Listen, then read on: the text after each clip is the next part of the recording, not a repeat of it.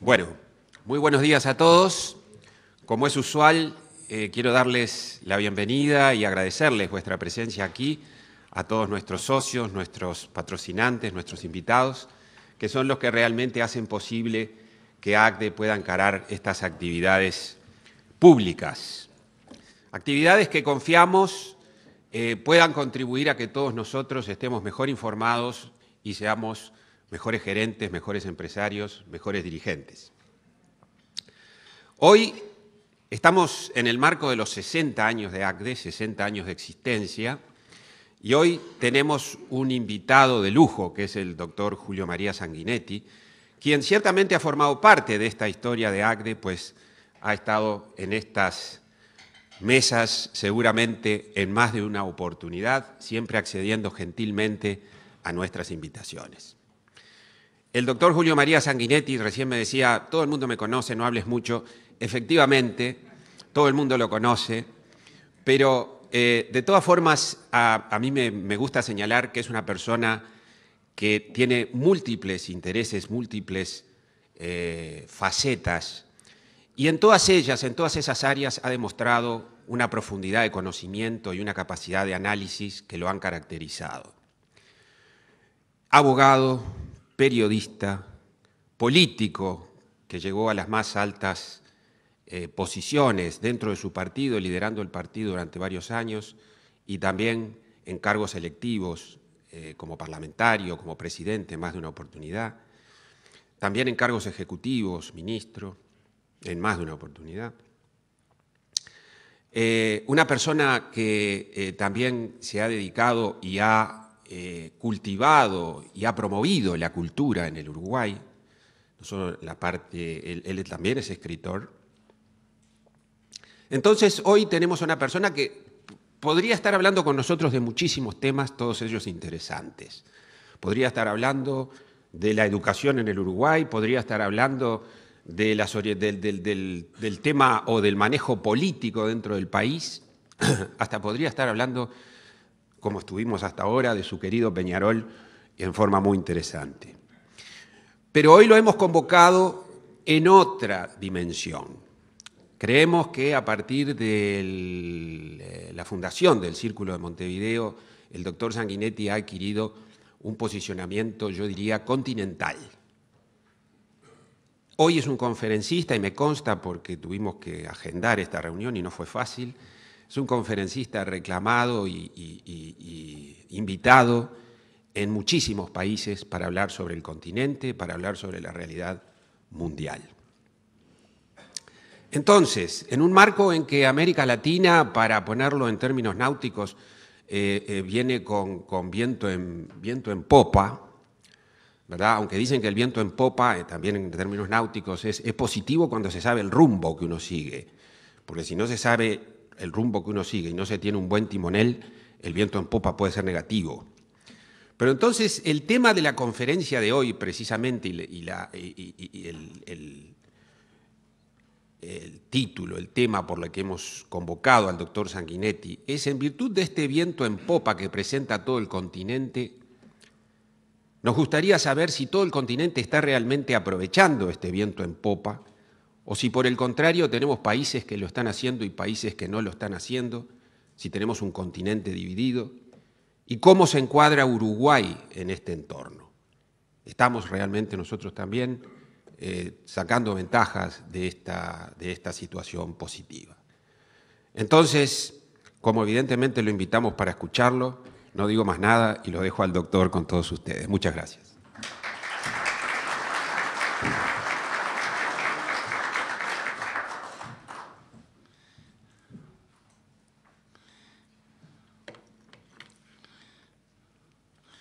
Bueno, queridos amigos, ante todo debo agradecer a ACDE esta invitación para en esta mañana de ciclón estar aquí, y agradecerles especialmente a todos ustedes también por desafiar a este viento impresionante.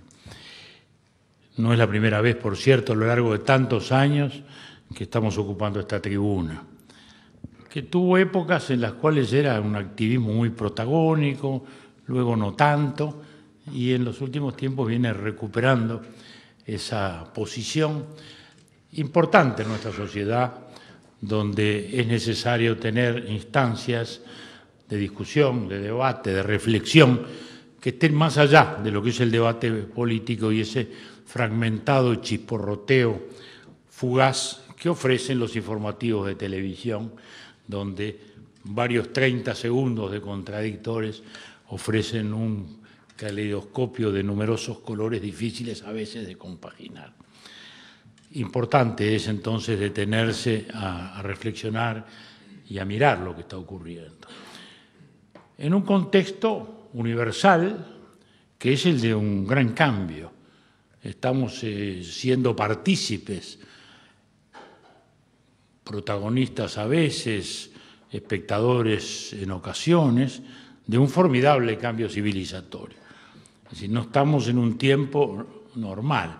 Se han acumulado cambios y esta acumulación de cambios ha generado también un cambio de época, un cambio de tiempo. No solo porque terminó el tiempo de las guerras del siglo XX, con el final de la Guerra Fría en el 89, sino porque a partir de allí irrumpieron fuerzas que han cambiado las relaciones geopolíticas y que han cambiado la estructura misma de las sociedades. La sociedad de consumo de la cual solemos hablar es y existe porque en el mundo se ha desarrollado una sociedad de clases medias que ha crecido en todas partes, en todos los ámbitos. Y esas clases medias son las que han alimentado ese consumo. La sociedad de consumo, a su vez, se compagina con la sociedad del conocimiento, que hoy suma telecomunicaciones con informática y que genera un cambio en la propia estructura de la propiedad y de la producción. Hace años, cuando nosotros empezábamos nuestras actividades públicas, se hablaba de países industrializados y países subdesarrollados. Esa era la división del mundo. Ese concepto hoy ha desaparecido, porque los modos de producción han cambiado y ya hoy país industrializado no quiere decir país desarrollado. En economías ya en las cuales los servicios son el 40 o 50% de la producción de los países. Es decir, la sociedad del conocimiento ha cambiado esta relación. Lo mismo que la sociedad de la información, que uno lo dice como una expresión de palabra, pero que todos los días vemos de qué modo está cambiando nuestras relaciones humanas, está cambiando las relaciones sociales, está cambiando los modos de hacer política. Lo estamos viendo en el mundo árabe y lo vimos hace 4 días en Buenos Aires. Seres anónimos, desde la soledad de una computadora y un cuarto, pueden producir el inicio de una revolución social o pueden producir un fenómeno de eclosión colectiva como el que acaba de verse en la Argentina toda. Es decir, son cambios muy profundos que a su vez se traducen en un formidable cambio geopolítico. Nosotros estamos acostumbrados a mirar desde el Atlántico, desde el mundo atlántico, que fue a su vez el heredero del Mare Nostrum de los griegos, de los romanos, de los egipcios, el Mare Nostrum que fue para Occidente, porque del otro lado estaba China y la India, aunque se ignoraban entre sí, durante 15 siglos, 20 siglos, hasta el 1600, en que se produce la gran irrupción de España, Portugal, Holanda, Inglaterra, por el mundo, y el mundo se globaliza. Y cuando el mundo se globaliza y se descubre a sí mismo, el eje ya dejó de ser el Mediterráneo y pasó a ser el Atlántico, del cual somos hijos nosotros. Pero hoy estamos advirtiendo, lo vemos todos, que el eje ha pasado ahora al Pacífico y que ya no es simplemente el mundo del Atlántico donde se resuelven las cosas, entre Londres, Nueva York, París o Berlín, sino que hoy hay el peso de un cambio muy fuerte que a su vez es la primera vez que no solo supone cambio de continente en ese diálogo, sino a su vez cambio de civilización.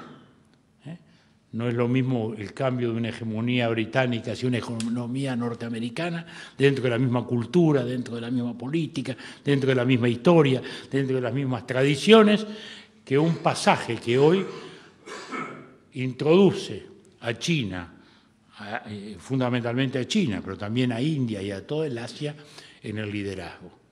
Es otro mundo distinto y que a su vez ha ocurrido a una formidable velocidad, porque es en 30 años, quizás menos aún, del 78 empieza el cambio, pero es una velocidad extraordinaria la que ha posicionado a China ya como la segunda economía del mundo y con una velocidad de crecimiento superior al resto. Entonces, todo esto hace que miremos las cosas distintas, porque son mentalidades distintas. Cuando los americanos o los europeos le hablan a los chinos de derechos humanos, se enfrentan con una concepción totalmente distinta, porque por ahí no pasó ni la Revolución Francesa, ni la Revolución Inglesa, ni el Renacimiento. Entonces, el individualismo occidental es algo que se mira de lejos, a la distancia, ¿no? Y ese es un gran esfuerzo que vamos a tener que hacer los occidentales, para realmente poder compaginar este mundo y de algún modo tratar de que Sócrates y Confucio puedan convivir pacíficamente en un mundo distinto.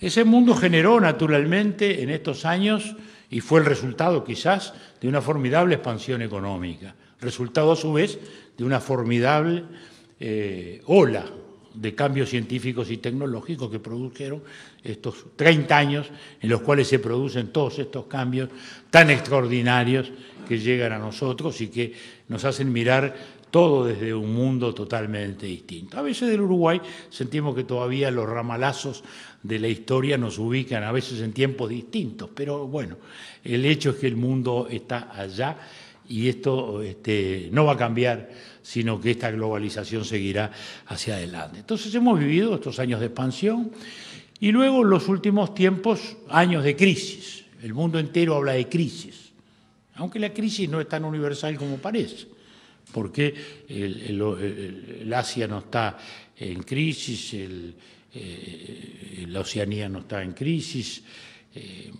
media Europa no está en crisis, es la Europa del Sur la que está en crisis, América Latina no está en crisis, sino al revés.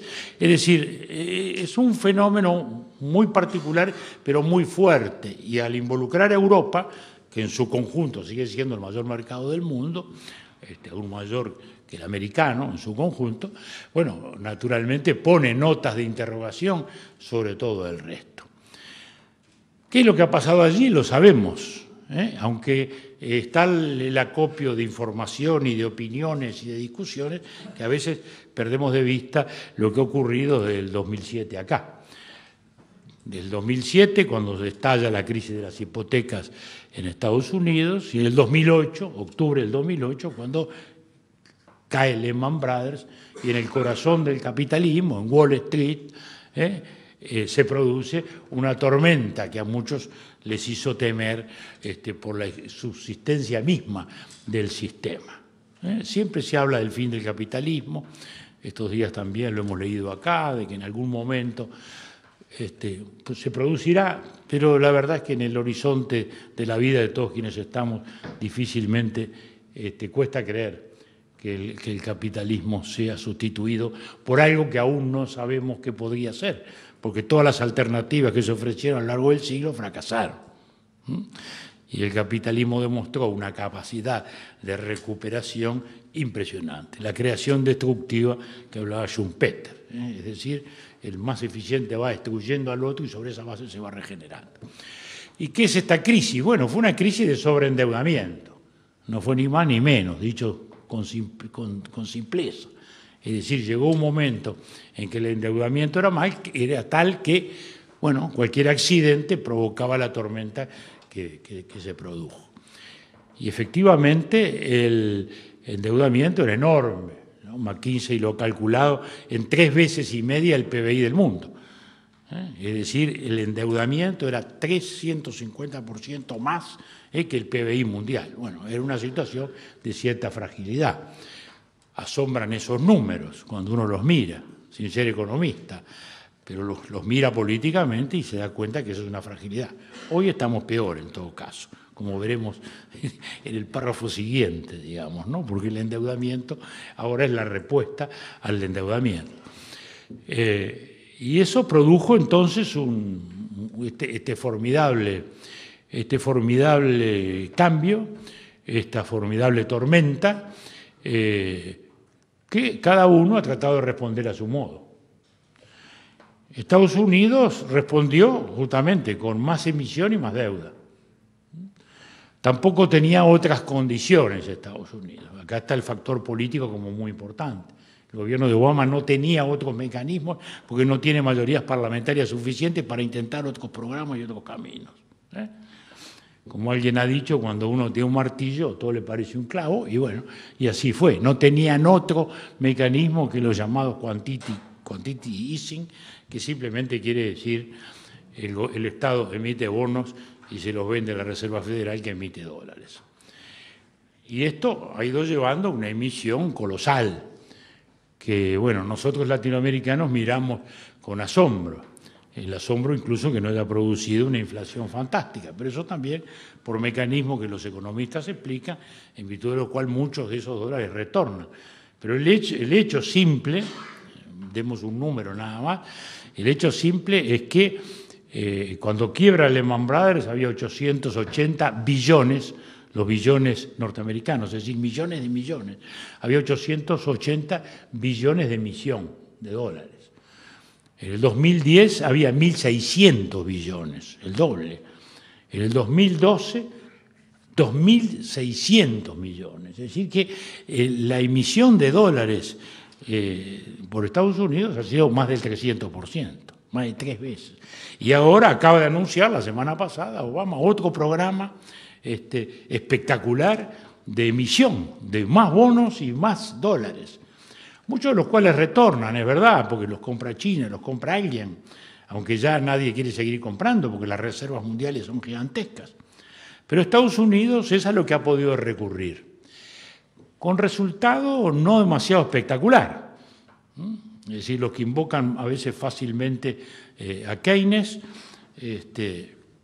yo confieso que leí Keynes cuando estaba en la facultad, me costó mucho entenderlo, no sé si alguna vez lo llegué a entender del todo, y cuando lo releí no hace mucho me dio el mismo trabajo, tampoco sé si lo llegué a entender del todo, porque se requiere otra formación, pero en cualquier caso, sí, de Keynes salgo algunas cosas, ¿no? Porque a veces cuando se invoca Keynes se invoca un modo peculiar, sin advertir que Keynes lo que intentaba era salvar el capitalismo, no destruir el capitalismo, como a veces se suele decir, ¿no? Y que Keynes tampoco es el aval para cualquier irresponsable que sale a gastar lo que no tiene bajo el emblema de uno de los mayores economistas y pensadores de la historia occidental.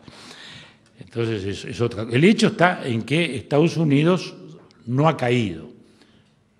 Eso ya es bastante. Es decir, este mecanismo de emisión, bueno, le ha permitido sostenerse. 1%, 2%, un crecimiento bajo, pero tampoco le ha permitido relanzarse, como mucha gente pensó que ocurriría.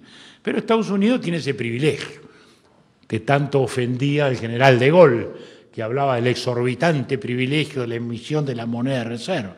Como todos ustedes recuerdan, de Gaulle era orista, hubo aquellas grandes debates en su tiempo cuando de Gaulle defendía el oro porque a su nacionalismo francés y europeo le irritaba, le hería, le ofendía que Estados Unidos tuviera ese irritante, exorbitante privilegio de poder emitir la moneda universal.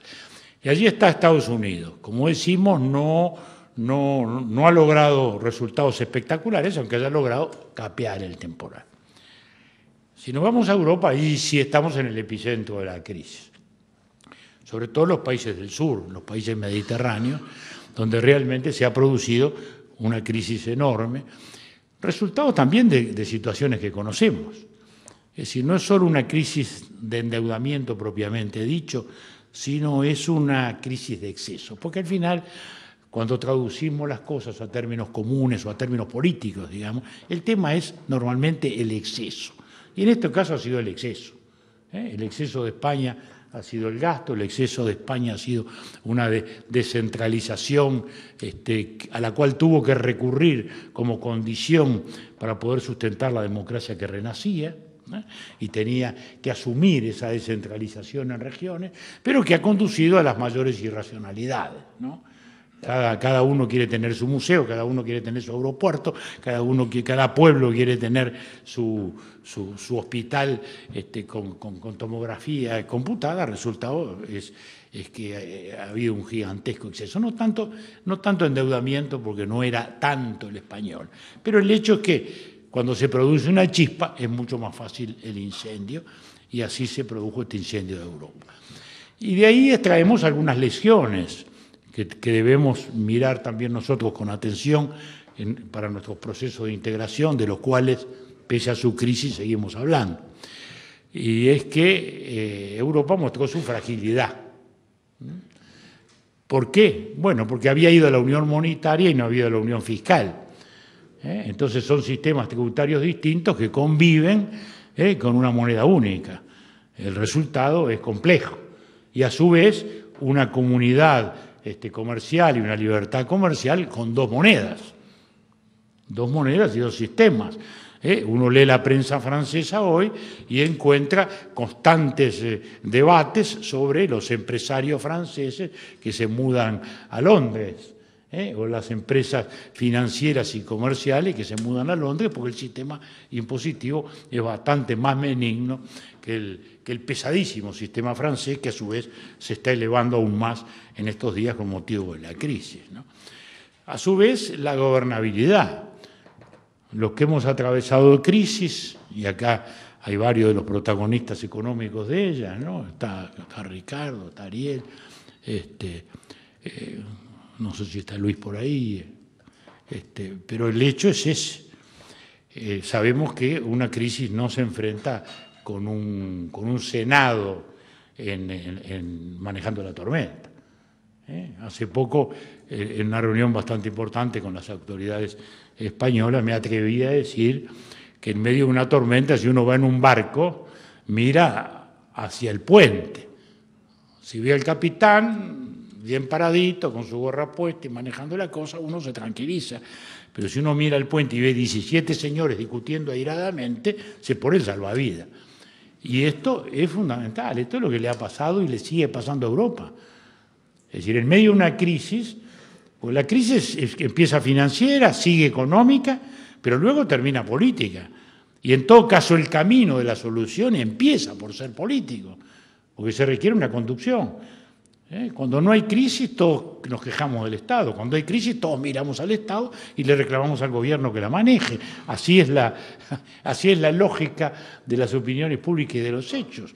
Le reclamamos al Estado y al gobierno que lo haga. Y es así debe ser.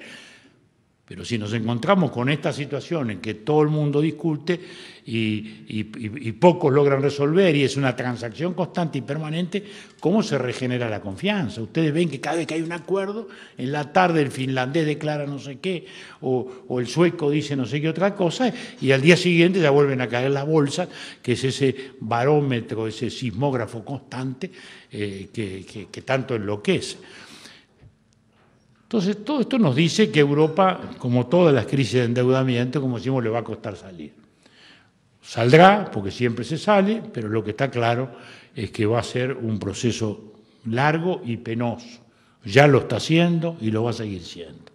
Esa es la causa por la cual de esto empezamos a hablar en el 2007, estamos en el 2012 y seguimos hablando de la crisis. Y seguimos hablando de la crisis. Y me da la impresión que vamos a seguir hablando por algún tiempo más.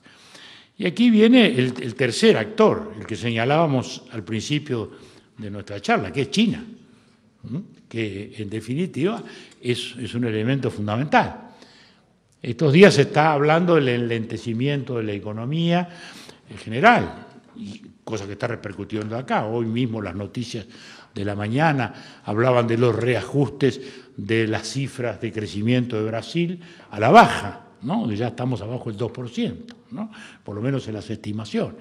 Es decir, que hay una repercusión, porque China bajó del 9,7 o del 10% al 7,8, ¿no? Cualquier país de Occidente soñaría con tener 7,8 de crecimiento hoy. No lo tiene nadie. Pero bueno, ese aleteo de China hacia un crecimiento enorme aún, pero no de la misma magnitud, ya empieza a generar estos factores. Y no ha habido una repercusión agrícola mayor porque se combinó un poco la bajada de China con la sequía norteamericana que produjo que los precios agrícolas se mantuvieran. Pero China, a quien vemos tan a la distancia, es un mundo que todos estamos haciendo el esfuerzo por entender. Y no es sencillo porque es un mundo, como decíamos, con valores distintos, con un sentido del tiempo absolutamente distinto, con un sentido de la evolución de las cosas totalmente diferente. No tiene los mismos parámetros nuestros. Yo he contado alguna vez una de las anécdotas más interesantes de mi vida política, que fue un encuentro que tuvimos con Deng Xiaoping, ¿no? La figura más importante del fin del siglo XX. Todos pensábamos que era Gorbachov y terminó siendo Deng Xiaoping, ¿no? Porque luego que se sacaron las cuentas se vio que Rusia era un PBI menor a Brasil, por ejemplo, y que aquella potencia que se pensaba que iba a competir en igualdad de condiciones con Estados Unidos no existía. Era más bien una creación propagandista de la CIA y de la KGB que se realimentaban en imaginar un peligro que no tenía por lo menos las características que se expresaban. En lo político era otra historia. Pero Deng Xiaoping, recuerdo que, estamos hablando del año 88, le preguntó, era un individuo pequeñito así, y se sentaba y le ponían una salivadera adelante y fumaba todo el tiempo. Y le pregunto por Gorbachov, en el momento del auge aquel en que todos mirábamos hacia Rusia y Gorbachov. Y entonces dice en esas frases, porque yo siempre hablo en esas frases, a veces enigmáticas, pero en ese caso era más clara, y dice: Gorbachov está muerto y aún no lo sabe. Pumba. Digo, bueno, la pregunta obvia mía era: ¿y por qué? Dice: porque Gorbachov cree que se puede hacer la reforma económica y la reforma política a la vez. La reforma política, él no sabe que la reforma política se come la económica, y así, con una manito también muy pequeñita. La reforma política se come la económica y después se come a sí misma. Bueno, muy bien. ¿Y cómo va a ser acá? Acá va a ser todo distinto. Acá vamos a hacer la reforma económica y entonces en el año 2000, 2010 habremos salido del hambre. En el 2030 aproximadamente podremos ser un país de ingreso medio. En el 2050 habrá que discutir este tema de la compatibilidad del socialismo con la economía de mercado. Bueno, entonces, fíjense el sentido del tiempo, ¿no? De un hombre que ya era muy viejo y estaba mirando el final que le llegó en el 2000. Es decir, es otro sentido del tiempo, ¿no? Por eso siempre se recuerda a este respecto cuando se habla de la famosa respuesta de Zhou Enlai cuando fue a Europa y le preguntaron por la Revolución Francesa. Y dijo: es un acontecimiento demasiado reciente para tener una opinión, ¿no? Bueno, es decir, el sentido del tiempo es totalmente distinto al nuestro. Y entonces, por eso lo de Tiananmen ocurrió después.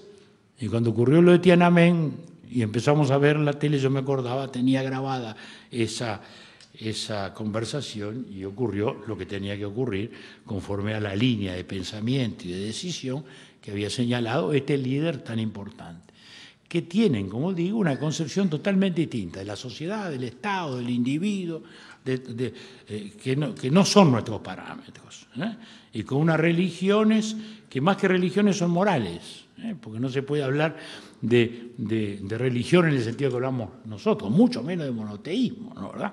Que es un concepto absolutamente alejado de sus parámetros y de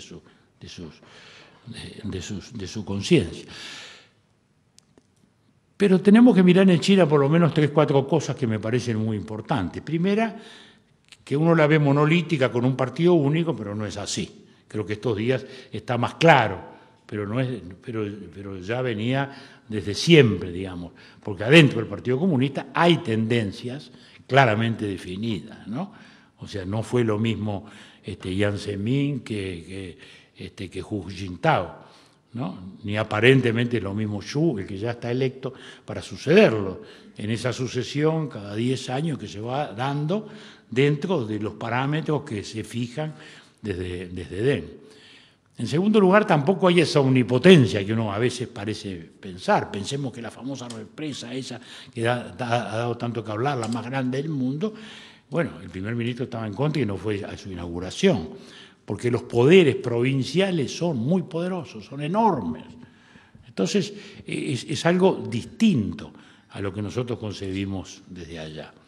Del mismo modo que ya a esta altura tenemos que también sacarnos algunos juicios en su tiempo, prejuicios hoy, de que China es un territorio de producción barata, nada más que imitativa, y no es así.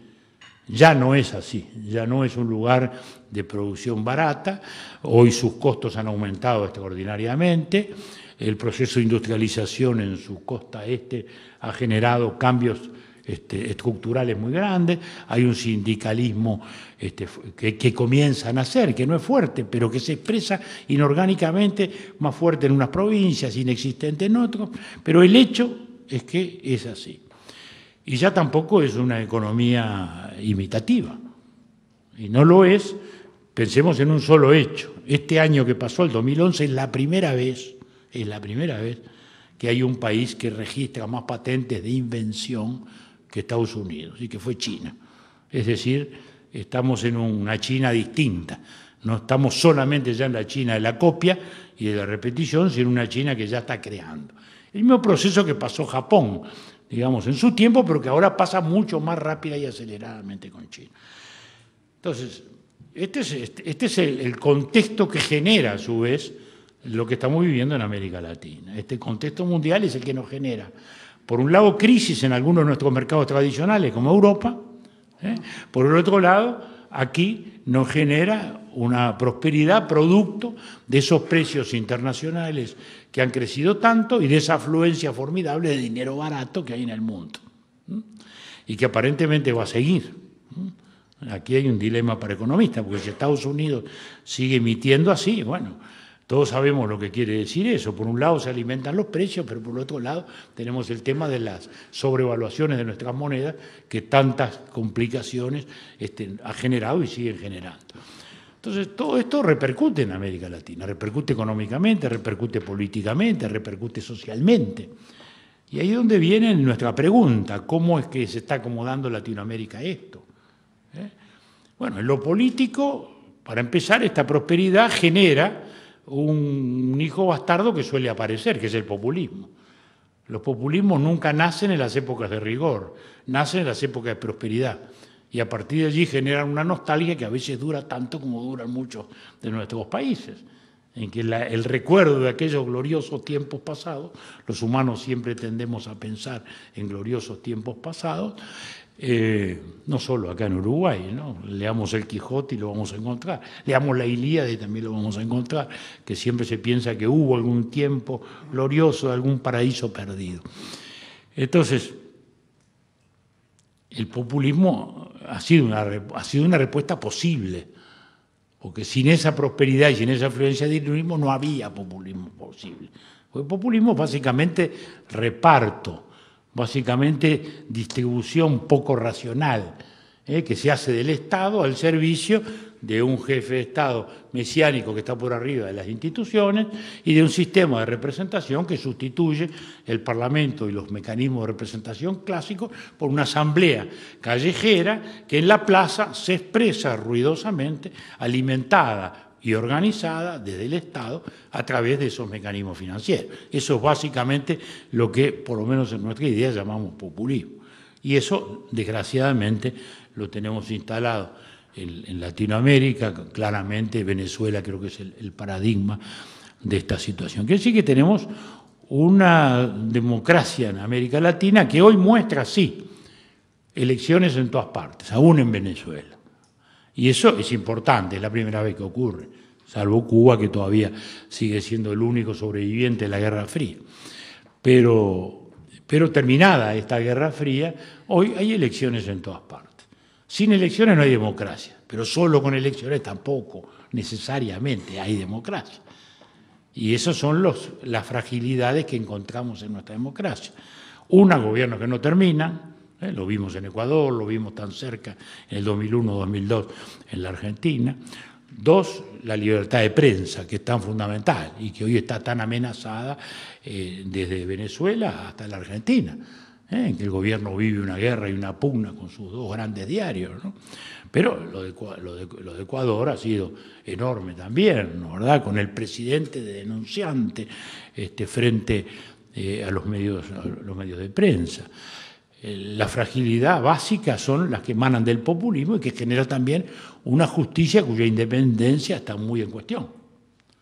Y a veces donde la independencia no está en cuestión la imparcialidad, cosa que a veces solemos ver cerca nuestro, porque las justicias pueden ser independientes, pero también suelen no ser demasiado imparciales en la medida en que responden a tendencias, a olas del mundo y aún a la influencia de los medios de comunicación. Entonces tenemos una democracia en marcha, pero aún bastante imperfecta, La economía, sí, ha crecido, indudablemente todo este fenómeno de los precios ha generado crecimiento y también ha generado algunas mejorías, ¿no? Con su repercusión social, no hay ninguna duda. Hace 10 años estaba en 46, 47% la línea de pobreza, hoy está entre 30 y 32 según los guarismos que se leen. Aunque también aquí hay un fenómeno estadístico que a mí me hace dudar muchas veces, y que son las famosas transferencias condicionadas, hoy tan de moda. Es decir, esas remuneraciones que hace el Estado a los sectores más deprimidos y que se muestran como baja de la pobreza, y no siempre lo son. Porque si la pobreza la medimos por el ingreso, que normalmente como se está midiendo, bueno, y a alguien que tiene un ingreso bajo le agregamos $150 o $200 según los países, bueno, sí, saltó, ¿no? Entonces ya no es pobre. Bueno, pero uno dice, ¿pero esto es clase media? La clase media uno piensa que es alguien que tiene la capacidad de autosustentarse mínimamente, porque está claro que si se le saca esa transferencia se vuelve a caer en la pobreza.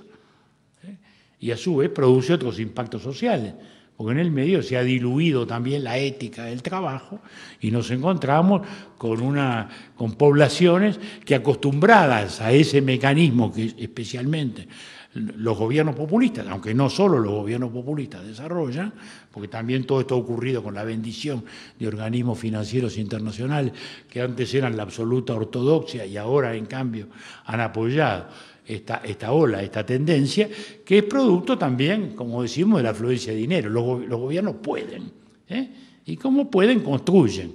Y lo que en algún momento se planteó bien, incluso en nuestro país, se planteó bien como una medida de emergencia para superar algunas situaciones, luego cuando pasa a ser endémica y permanente, entonces luego pasa a politizarse y pasa a ser una estructura clientelística, como desgraciadamente lo vemos en nuestros países. Y eso es uno de los serios problemas de este crecimiento o del mal aprovechamiento de la bonanza. Y esto está allí.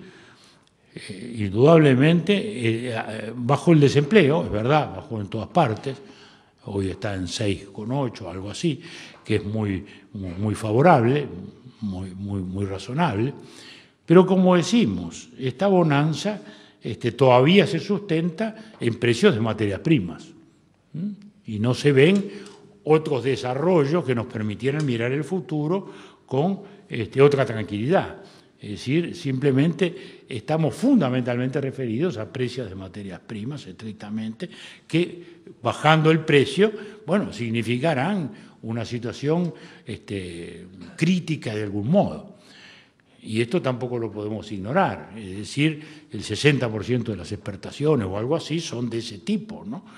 Y están muy referidas a materias primas. Estos días ha habido una gran repercusión en Brasil por el precio del hierro, y la repercusión es grande, como lo estamos viendo, más grande de lo que pudiera pensar. De modo que allí hay también una fragilidad en este crecimiento.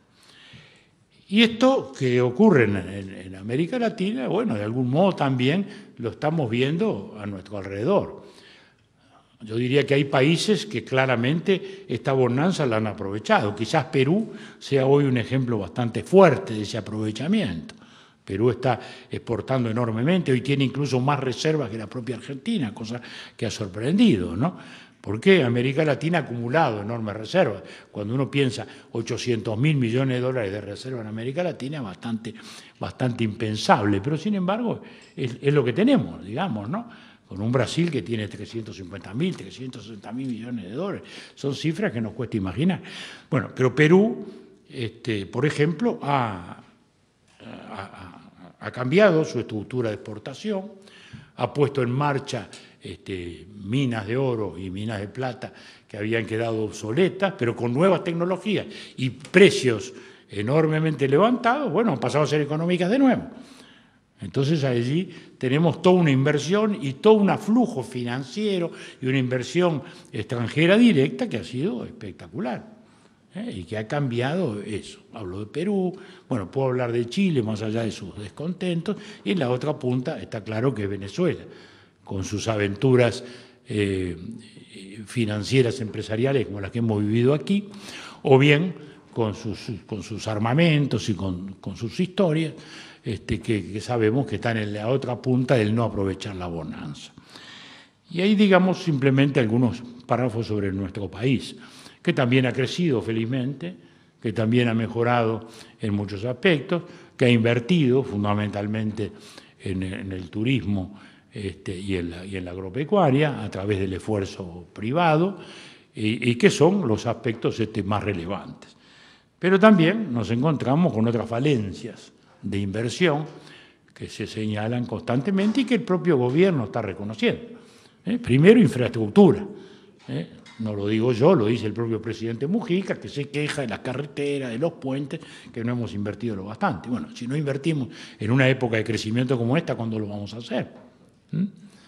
Y allí está. En telecomunicaciones, bueno, sí, la Antel ha crecido y ha crecido bien, pero también han crecido felizmente las empresas que compiten con ella en la telefonía celular, pero no tenemos una ley que regule. Y aparece también la reinversión de nuevos monopolios, que eso es lo fundamental, porque la economía de mercado no es que sea todo propiedad privada, la economía de mercado es que haya competencia, ¿no? Es lo que ya Adam Smith, el gran teórico de la economía liberal, sostenía y decía que el Estado era el único que podía asegurar la libertad del mercado, porque todo empresario decía tiende a ser monopolista. Y bueno, también le pasa al Estado cuando es empresario. Y hoy estamos reinventando un monopolio, como pasa ahora con la fibra óptica, por ejemplo. Entonces, es decir que en ese terreno nos está faltando buena inversión. La energía, todos sabemos que hemos pasado un periodo crítico todo este invierno.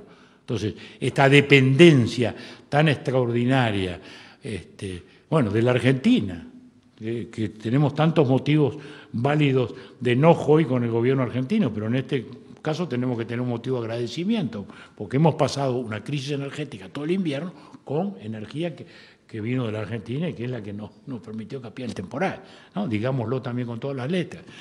Entonces, la energía, bueno, en el 2005 estaba pronta una licitación para adjudicar para una generadora de ciclo combinado, se dejó sin efecto y hoy, 7 años después, empezamos de nuevo el mismo proceso. Eso ha sido falta de inversión, indudablemente. Se ha invertido, sí, en energía eólica, pero todos sabemos que eso no deja de ser marginal, interesante, importante a mediano plazo, pero no deja de ser marginal. Esa usina de ciclo combinado o el país mismo precisan gas. Bueno, apostamos en su tiempo a un gas argentino que no apareció. Y luego a una regasificadora de gas licuado que íbamos a construir con la Argentina y que Argentina, ahí sí, nos dejó sin ella, construyó 2 en su propio territorio y ahora estamos recién comenzando a ver cómo podemos encarar este tema. Bueno, nos ha faltado inversión. Indudablemente nos ha faltado inversión. Lo mismo podíamos añadir en seguridad, que hemos gastado mucho, pero no sé si hemos invertido adecuadamente. Y ahí llegamos al último punto crucial que quiero tocar, y que es el fenómeno de la educación, donde hemos tenido, sí, mucha asignación de recursos y muy poca respuesta. Es decir, no ha habido real inversión. Hemos gastado en educación, pero no hemos invertido realmente en educación de un modo productivo. Y esto no preciso explicar demasiado a una audiencia calificada como esta, donde se advierte, ¿no? Pensemos nada más en aquel examen, aquella prueba, digamos, de ingreso que hizo la Facultad de Ingeniería, no otras facultades más populares, sino la de Ingeniería, donde normalmente van ya alumnos con una cierta inclinación mayor al estudio, y que de ellos solo el 8% tenía comprensión lectora de un simple texto en castellano que se le ponía adelante. Bueno, y eso podríamos abundar en datos, pero creo que esto mide, digamos, la tragedia que estamos viviendo en materia educativa. Y una tragedia que también, digamos, que el presidente asume, porque es el primer crítico del sistema, ¿no? Y es el primero que reconoce que esto es un desastre, y es el primero que dice que esta ley de educación, no lo dice tan claramente, pero lo da a entender con todos los razonamientos que hace, al darle el poder a las corporaciones gremiales, el real poder, ha impedido, según él, los cambios. Pero el impedimento no está en eso, porque los cambios no son cambios por los cambios. Ahora ha hecho un nuevo cambio en la cúpula del Codicen, y eso es todo periférico, allí no está el tema. El tema no está en cambiar uno por otro, ni en cambiar los órdenes de las autonomías, no va a cambiar nada porque le demos un poco más de autonomía a la UTU o menos al otro, no cambia nada. El tema está en la concepción de la educación. El tema está en los conceptos con los cuales nos manejamos. Y el tema es que estamos con unas autoridades que han sido configuradas en los últimos 30 años, y el espacio es aún más largo, en juicios o prejuicios que son el real impedimento. Porque si seguimos creyendo que hablar de excelencia es aritocracia, y si seguimos creyendo que hablar de calidad es elitismo, y si seguimos creyendo que evaluación es neoliberal porque no se puede cuantificar el proceso educativo, si decimos que esos elementos, esas evaluaciones además son internacionales, ya es la subordinación total al imperialismo. Y si seguimos creyendo que hablar de las perspectivas del mercado laboral desde la educación es subordinarnos al ominoso capitalismo y no producir jóvenes con conciencia crítica para una nueva sociedad, si seguimos pensando que hablar del orden en la comunidad educativa es un acto represivo, si seguimos creyendo esas cosas, que es lo que cree, desgraciadamente, la mayoría de nuestras gremiales, estamos realmente en un problema muy serio. Y este es el problema. El problema es que hay que enfrentar este tema y hay que hacer ese debate, salir del debate formal. El presidente ya lo ha enseñado, ya lo ha intentado, ha hecho acuerdos con los partidos políticos, se han firmado acuerdos, se estableció que íbamos a construir escuela de tiempo completo. Nos perdimos 10 años de escuela de tiempo completo, o 7 años o 8 años de escuela de tiempo completo, porque no se creía. Ahora se asumen muchos de los aspectos de nuestra reforma del 95, tan polémica, tan cuestionada, que tantos ataques nos significó a todo el gobierno de la época. Bueno, felizmente hoy se reconoce eso, se acepta que se van a hacer, pero anteayer mismo el presidente saliendo del Codicen estaba diciendo que no tiene recursos para construir las escuelas de tiempo completo. El propio presidente lo estaba diciendo. Entonces, ¿dónde está la inversión? Hemos gastado, pero no hemos invertido. Y vuelvo a decir, no habrá inversión válida si no cambiamos estos conceptos. Y este es un tema muy grave, ¿no? Porque si uno piensa hoy en la sociedad, bueno, los teóricos internacionales lo dicen, Raghuram Rajan, que es un economista indio muy, muy importante en este tiempo, un libro que habla de las grietas del sistema, le llama a él, dice que hoy el gran factor de dualización y de división en las sociedades es el nivel educativo. Y eso en el Uruguay es dramático porque es así. Es decir, la educación fue el sistema que configuró la sociedad democrática uruguaya.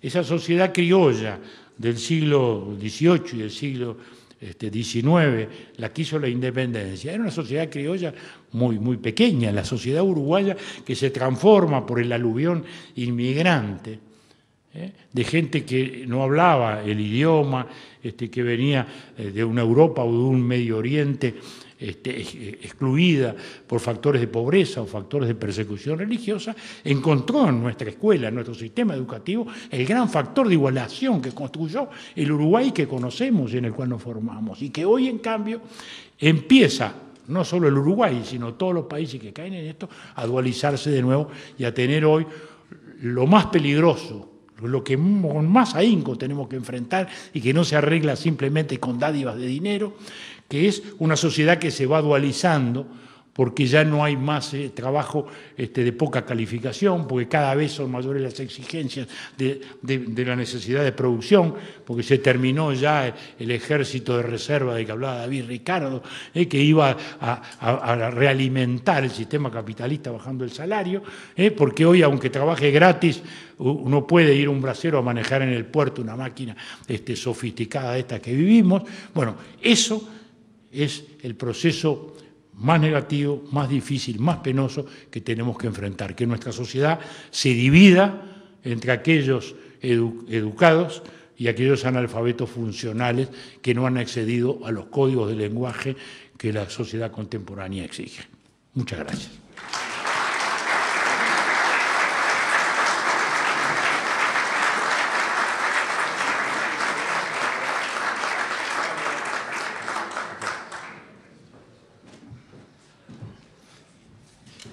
Iniciando el tramo de preguntas, presidente, la primera se refiere a lo siguiente. Aquel sueño de la libre circulación de bienes y personas de su época de presidente, ¿lo alcanzaremos algún día? ¿Vale la pena seguir pensando en él? ¿Qué debería pasar para que se logre? Estamos hablando del Mercosur. Del Mercosur. El Mercosur fue una gran idea estratégica que estimamos que sigue siendo válida, que resulta penoso comprobar lo que está ocurriendo, que es su crisis, que es la dificultad enorme de esa circulación. Yo creo que hoy lo que tendríamos que hacer es actuar con más realismo y de algún modo reducir nuestra ambición, que fue la de realmente crear una comunidad. En aquellos años fundacionales de los años 80, todos estábamos mirándonos en el espejo de Europa, pensando que a su vez era mucho más fácil que países vecinos que no tenían esos elementos de recelo, de enemistad, de tantas guerras entre ellos como eran los europeos, que tanto les costó superarlo, nosotros podíamos hacerlo mucho más fácil. Desgraciadamente no ha ocurrido así.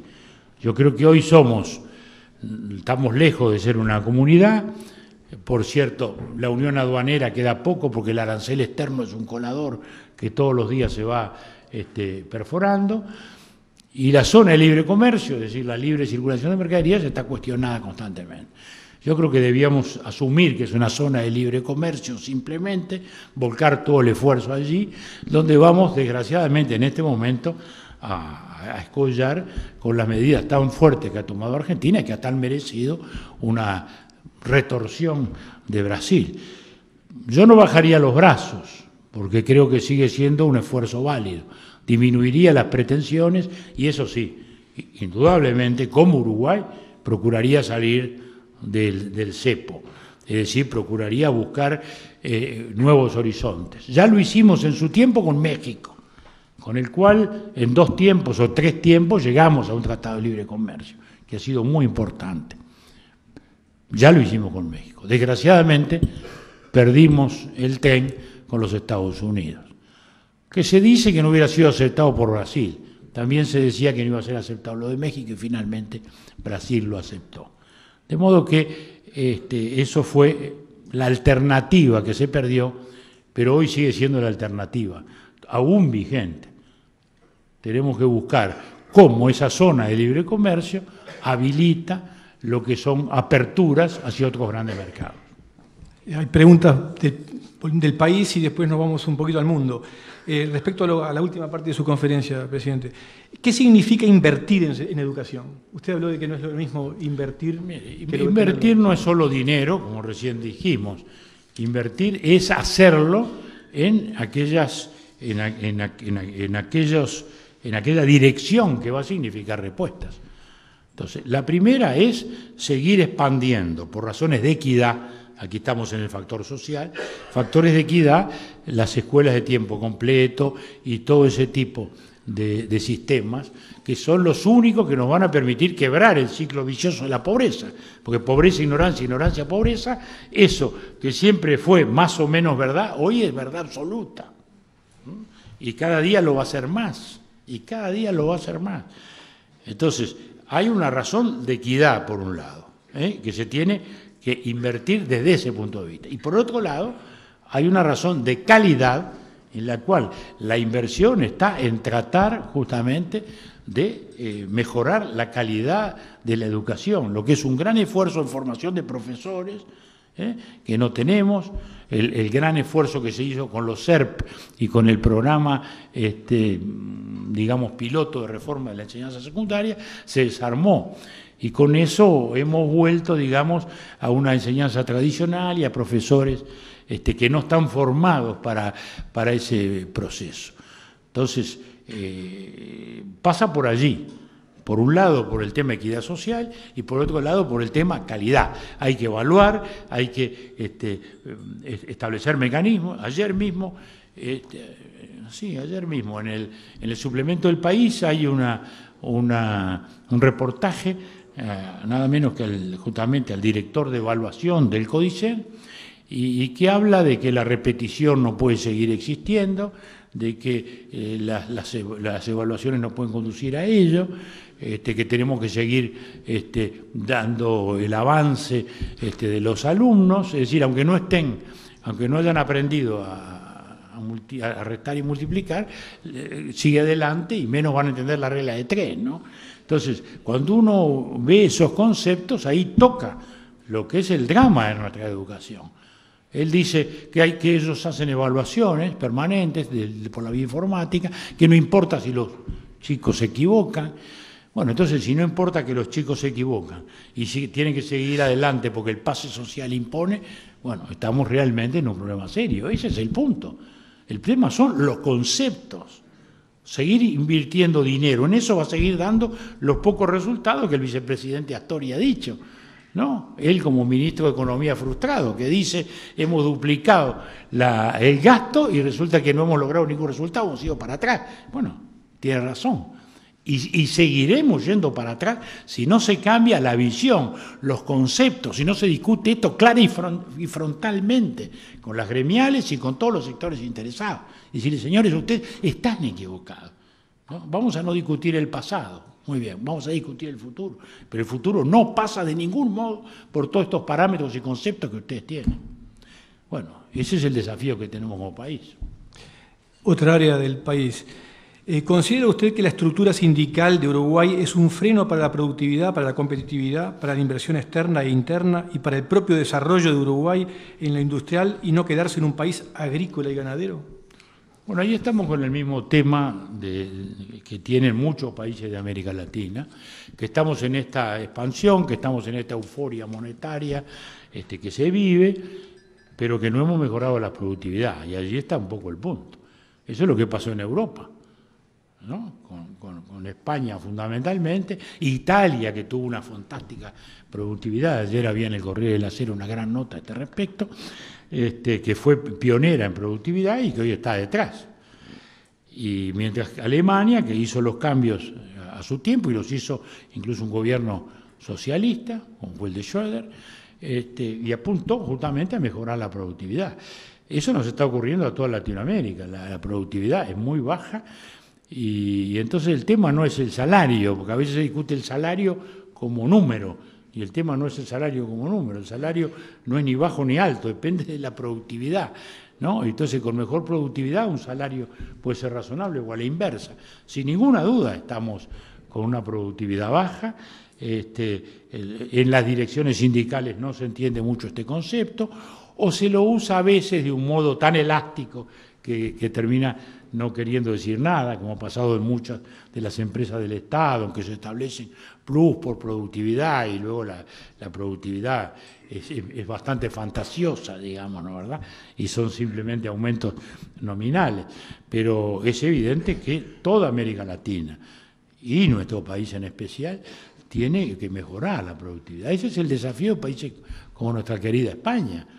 Es decir, España tiene que salir de esta crisis y va a salir de esta crisis, no solo endeudándose más, porque si la crisis es de endeudamiento y pensar que la solución es exclusivamente el endeudamiento, bueno, por lo menos yo lo miro políticamente, con simple espíritu lógico, no va a ser esa la respuesta. Si no se sale de la crisis mejorando la productividad de España, mejorando su competitividad, equiparándose a la de Alemania, porque si se tiene baja productividad y luego se gasta con una tarjeta de gastos oro igual a la de Alemania, el resultado es que ocurrió.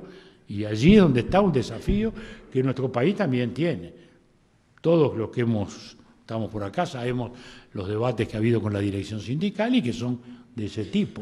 La productividad es un concepto que a veces rechina. Productividad, el neoliberalismo y todos los fantasmas y la convocatoria de todos los fantasmas de la regresión. Pasando a uno de los países nuestros vecinos, Ricardo López Murphy, en una actividad reciente de ACDE, dijo que el gobierno argentino impulsa un proyecto monárquico perpetuador con el tema de la reforma constitucional por la reelección, previo a la Revolución Francesa y estadounidense previo a la República. ¿Cómo se entiende que conviva hoy esta situación cuando, como usted lo señaló, en América Latina hay democracias en todo el continente salvo en Cuba? Bueno, el tema democrático, como decíamos, ha tenido avances y tiene fragilidades. En los dos grandes países, Brasil y México, se ha avanzado, indudablemente. México, durante tantos años se pensó que difícilmente tendría alternancia y se miraba hasta con temor a la caída del PRI, que había garantizado la estabilidad del país. Bueno, y el PRI salió y entró el PAN, y hubo dos gobiernos del PAN, y ahora vuelve el PRI, un PRI bastante renovado desde el llano, de modo que se ha mejorado. En Brasil igual, Brasil nunca tuvo estabilidad porque no tenía partidos estables, partidos nacionales estables. Pero en los últimos años la consolidación del PT de un lado, del PMDB del otro, bueno, creo que del PSDB, perdón, del socialdemocrático, porque el PMDB es una cosa muy brasileña que es, como dicen ellos, un partido fisiológico, es decir, funcional al sistema, ¿no?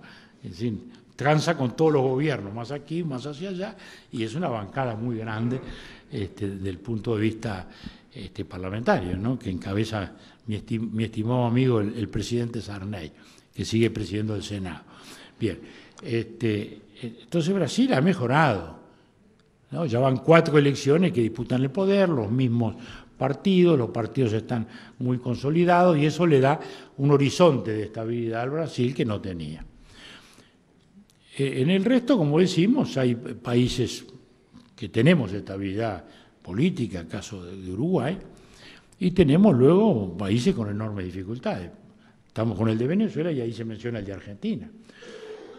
Argentina está en una situación intermedia, con pujos populistas y una estructura democrática que, bueno, eso es propio del populismo, es decir, la democracia formalmente existe, pero en los hechos está cuestionada.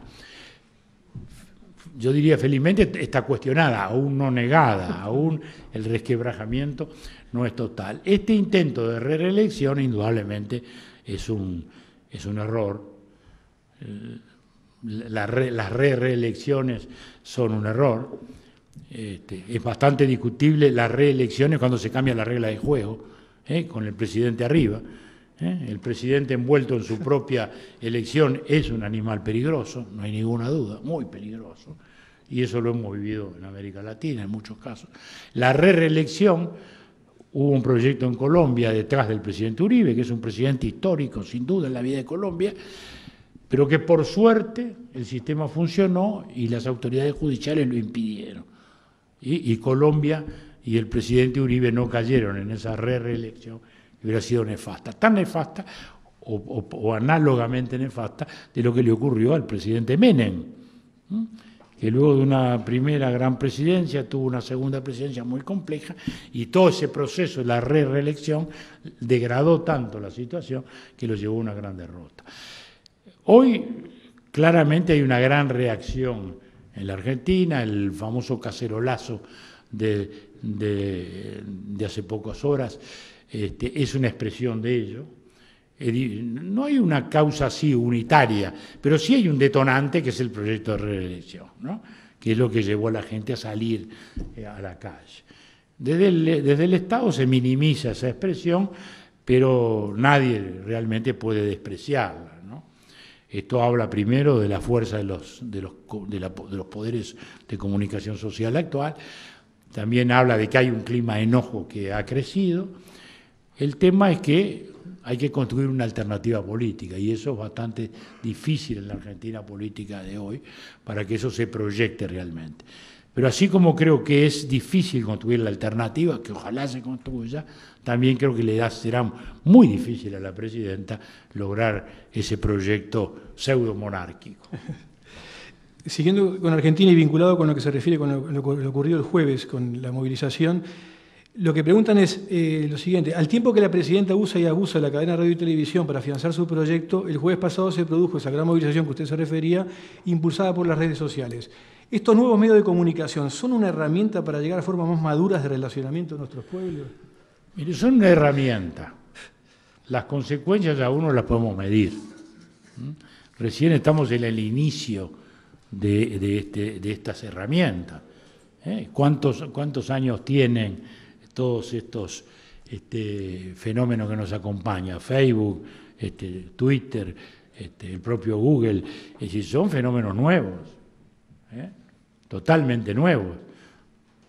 China, que todavía es el Estado clásico jovesiano, ¿no? El poder de territorio, población y fuerza militar, tuvo que negociar con Google, de potencia a potencia, porque sentía que allí tenía el mayor factor de desestabilización, el mayor factor de competencia del poder. Entonces, esto es una expresión de esa fuerza. Ahora, como todos los canales y como todos los medios y como todas las herramientas, se pueden usar muy bien, se pueden usar muy mal. Y ahí vendrá la conciencia del ciudadano para distinguir una cosa de la otra. Lo mismo pasa con la televisión, lo mismo pasa con la radio. Es el ciudadano al final el que premia o castiga, ¿no? A las 10 de la noche, bueno, uno puede oír de pronto a Tinelli, que está terminando, puede oír el informativo, puede ir a Dos Voces como yo ayer Bierce, o mirar las novelas policiales de Firman Arts como miré yo, ¿no? Bueno, el ciudadano al final es el que elige, y entonces de ahí que la educación y la conciencia ciudadana son fundamentales, porque si el ciudadano después compra la mala mercadería, va a tener malos resultados. Ese es el tema. Si el ciudadano no tiene conciencia, yo no me canso de decir que, porque a veces se confunden las cosas, de que la elección no es una encuesta. La elección es la decisión más importante del sistema democrático, donde el ciudadano elige gobierno, elige orientación, elige el personal que lo va a dirigir, los parámetros con los cuales se va a manejar su país y sus propios asuntos.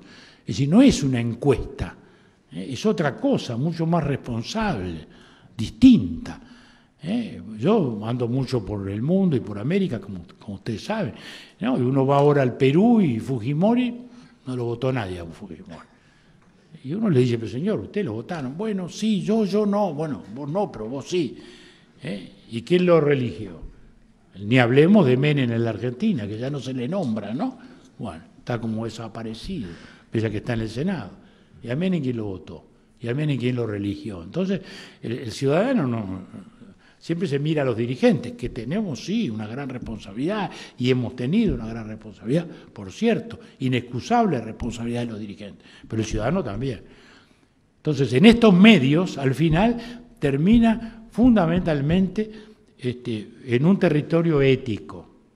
Y hay una ética para los empresarios de comunicación, porque la noticia no es una mercadería que se vende. La noticia es una información a la cual la sociedad tiene derecho. Es muy distinto. Hay una ética necesaria de comunicadores, hay una ética de periodistas también, porque es muy fácil la tentación del sensacionalismo, y también hay una ética del televidente o del ciudadano, que si premia la mala televisión o la mala radio y la castiga, en cambio a la buena, porque la relega, entonces estamos en un problema, que es un problema democrático, porque el Estado no puede regular eso. El Estado no puede legislar sobre eso, el Estado no puede elegir, el Estado tiene que abrir los caminos para que por esas carreteras transiten los productos de la creación intelectual o de la creación artística o del debate público, pero el Estado no es quien lo puede regular. Al final el resultado dependerá justamente de eso que durante tantos años llamábamos cultura cívica, eso que hoy está más o menos también desaparecido en acción. Las últimas 3 preguntas para mantenernos en el horario, presidente. Usted citó que en Argentina la democracia está cuestionada. ¿Cómo ve la democracia en Uruguay con hechos como pasar por arriba de la Constitución, con casos como lo de la ley de caducidad y el atropello al Mercosur en Mendoza? ¿Y la qué, perdón? La ley de caducidad y el atropello al Mercosur en Mendoza. Bueno, estamos acostumbrándonos a la ilegalidad. En el Mercosur estamos conviviendo con la ilegalidad permanentemente. Desgraciadamente el Mercosur hoy, no lo digo yo, lo dijo el vicepresidente, depende de las decisiones circunstanciales de los presidentes mucho más que del tratado que nos regula y que es nuestra legalidad mercosuriana. Pero cuando se incumplen los fallos de los tribunales o cuando se incumple tan groseramente el tratado como ocurrió hace muy poco, estamos realmente conviviendo con la ilegalidad. En nuestro escenario doméstico, también estamos conviviendo con agresiones al Estado de Derecho muy fuertes. La más grande, sin ninguna duda, es esa agresión que ha quedado ya como inscrita en un paisaje lejano. Y yo soy de los ciudadanos que están atentos y miro hacia la Suprema Corte de Justicia todo el tiempo a ver cómo va a resolver esa situación, que no hay alumno de la Facultad de Derecho, no ya profesor, que pueda sostener que la ley que enervó las consecuencias de la ley de caducidad puede ser constitucional frente a 2 pronunciamientos de los órganos máximos del sistema, que son la ciudadanía. Y eso está allí, está en nuestro paisaje. Y esa es una decisión muy trascendente, enormemente trascendente, que nuestra justicia tiene aún pendiente. Yo diría que de ese fallo renacerá con fuerza nuestro Estado de Derecho o aprenderemos a convivir con la ilegalidad, a lo cual no nos debemos resignar. Las últimas 2 preguntas hacen gala de lo que dijo el presidente de sus múltiples saberes. La primera habla un poco del futuro del planeta. Dice, si la humanidad toda consumiera lo que consume la clase media francesa, se precisarían 3 planetas para hacerlo sustentable. ¿Cómo debería reaccionar el sistema capitalista ante esa realidad? Bueno, el sistema capitalista, digamos, es el producto, como sabemos, de la economía de mercado y la propiedad privada. Propiedad privada que nació como la primera de las libertades. Esto solemos olvidarlo. Para Locke y para la Revolución Francesa, la propiedad privada era la primera de las libertades porque era la que erosionaba el poder de los señores feudales, que eran los dueños de la tierra en la Edad Media, o de los absolutismos monárquicos posteriores. Ese debate hoy lo estamos viendo en China. Justamente, todos los debates de libertad en China arrancan en los márgenes de la propiedad individual. Es decir, tener el propio techo o tener el propio medio de sustento por la vía de una artesanía o por la vía de un comercio. Allí es donde empieza. Creo que la sociedad capitalista es sociedad democrática. Así lo fue. El capitalismo nace, digamos, en el norte de Europa y en el norte de Italia, en momentos en que se estaban construyendo y ampliando los márgenes de libertad. Fue hijo de la libertad. Naturalmente se habla de sociedad capitalista a veces en un tono peyorativo, cuando se carga al capitalismo de un concepto negativo. Bueno, economía de mercado parece ser algo más aceptable. Y que dicen más o menos lo mismo, aunque no sean exactamente iguales, por cierto, los conceptos. Yo creo que el consumo y el nivel de esas clases medias depende de la productividad, como decíamos hace un rato. Europa realmente alcanzó algo que era nuestro paradigma. El estado de bienestar europeo que uno miraba en Francia, luego incipientemente en España, era nuestro paradigma. Era la conciliación de la libertad con la justicia social, era el Estado que asumía responsabilidades sociales, pero no asfixiaba el vigor y la iniciativa económica. En fin, todos soñábamos con alcanzar esa sociedad y que hoy están en crisis. Pero ¿por qué fracasó? ¿Fracasó el sistema o fracasaron los excesos en el sistema? Porque el estado de bienestar no quiere decir todo posible. Estado de bienestar no quiere decir desparramo populista de gastos. Estado de bienestar no quiere decir que no hay productividad, al revés. ¿Por qué Alemania no cayó? ¿Por qué Suecia no cayó? Porque gobiernos, aún socialistas, en Alemania, o gobiernos conservadores en Suecia que sustituyeron la vieja socialdemocracia, hicieron grandes cambios.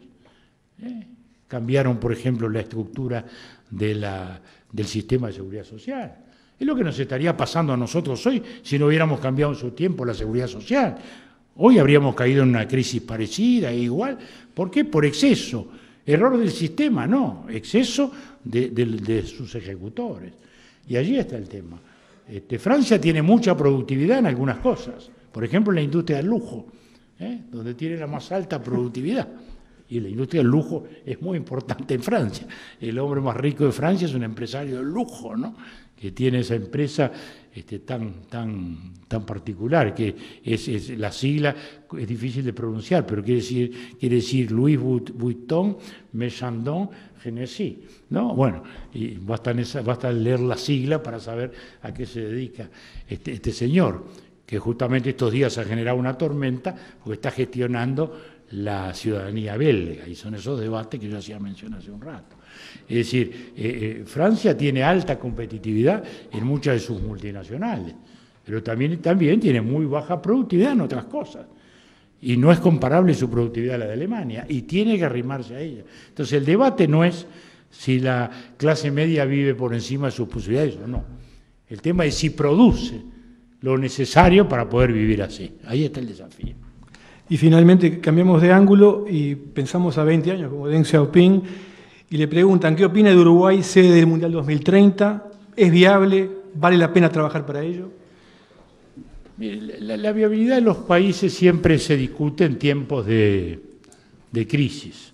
En tiempos de prosperidad como este resulta un debate un poco esotérico, cuando el país ha venido creciendo a tasas como ha crecido, en una América Latina que ha crecido el 6%, el 4%, que ahora crece menos pero vuelve a crecer, y hay un clima general de crecimiento. Lo cual no quiere decir optimismo, creo que Chile es un paradigma de ello.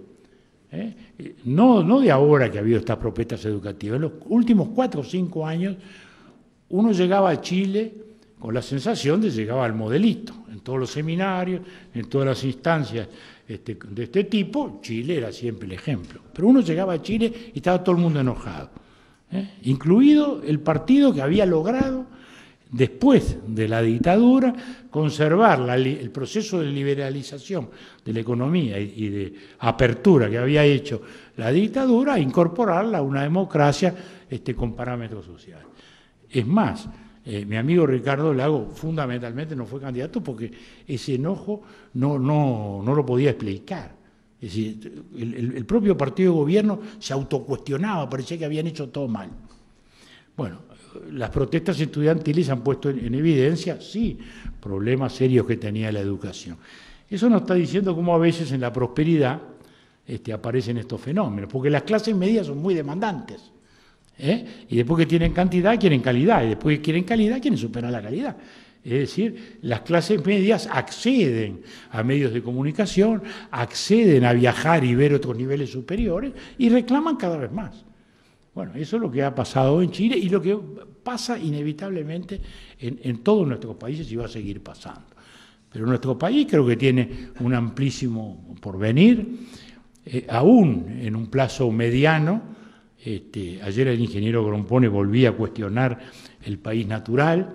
Yo creo que el país natural sigue teniendo un sentido en la medida que lo concibamos con modernidad. El país natural no es simplemente la estancia con los novillos sueltos por allí. El país natural es una agropecuaria moderna en la cual el país ha estado en camino y ha venido desarrollando, ¿no? Y uno piensa que si somos hoy 7.000 millones de humanos arriba de la faz de la Tierra y vamos a seguir siendo todavía muchos más, pese a que los demógrafos hablan dentro de unos años de una cierta meseta en el crecimiento, bueno, y esa gente va a tener que seguir comiendo.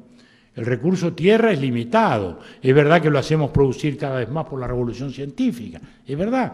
Por eso mismo estaba tan equivocado el Club de Roma, ¿se acuerdan? Cuando hablaba del crecimiento cero, que decía que nos íbamos a matar todos unos contra otros. Bueno, porque no tenían fe en la ciencia, ¿no? Y si hay algo en lo que tenemos que tener fe es en la ciencia. Todos los humanos, de esta generación, creo que somos un ejemplo de ello. De lo que es el progreso de la ciencia, de cómo se posibilitan las capacidades humanas, ¿no? ¿Verdad? Cuando uno ve a Carlos Maggi con 90 años escribir todos los domingos en El País, hablar todos los viernes en El Espectador, y uno ve a Daniel Vidar seguir publicando libros a los 92 años, y como dice mi colega y amigo Jorge Valle, a los 86, ¿verdad que estoy mejor que la edad? Bueno, pues habrá agarrado esa vis humorística muy particular. Entonces el otro día dijo, sí, está bien, yo tengo esta edad, pero la verdad que no la represento. Bueno, es decir, eso es el resultado de la ciencia, es el resultado del confort, es el resultado del bienestar mayor desde nuestro modo de calefacción, que en este país llevaban a nuestros próceres al reuma. Artigas ya había pedido la baja antes de empezar la revolución, había pedido la baja, porque no se podía subir al caballo. Nosotros seguro, porque el reuma los devoraba, la humedad, el frío. Imagínense un día como esto en aquellas, y eso afectaba tanto al rico como al pobre, porque el rico tenía un poco más de leña, pero vivía en casas heladas también. Entonces, ¿cómo no vamos a tener fe? Yo creo que el país lo ha demostrado. Después que pasamos la crisis del 2002, creo que fue el tesáceo, ¿no?